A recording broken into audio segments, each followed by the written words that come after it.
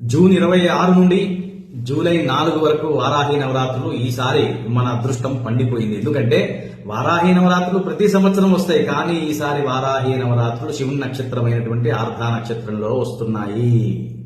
ఇంతకంటే అదృష్టమేముంటుంది? అమ్మ సప్తమాతృకల్లో ఒక మాత, జగన్మాత యొక్క సర్వసైన్యాధ్యక్షురాలు, మనందరినీ రక్షించేటటువంటి దేవత, రకరకాల దుష్టశక్తుల నుంచి మనని రక్షించేటటువంటి దేవత అమ్మ వారాహి. 9 రోజులు కూడా సూర్యాస్తమం తర్వాత ద్వాదశ నామ స్తోత్రము, వారాహి ద్వాదశ నామ స్తోత్రం తోటి కుంకుమార్చన చేయండి, కొబ్బరికాయ కొట్టండి, పానకము వడపప్పు తప్పనిసరిగా అమ్మవారికి నివేదన చేయండి. విపరీత నియమాలు పెట్టుకోకండి, విపరీత పూజలు చేయకండి, ఆడంబర పూజలకి అనుగ్రహం తక్కువ. సింపుల్ గా చేసుకోండి. ఇది ఎక్కువగా సూర్యాస్తమం తర్వాత చేసేటటువంటి పూజ, దాన్ని దృష్టిలో పెట్టుకోండి. ఆ విధంగా చేయండి. అందరికీ అమ్మవారి అనుగ్రహం కలగబోతున్నది, తప్పనిసరిగా కలుగుతుంది. ఆ విధంగా చేయండి.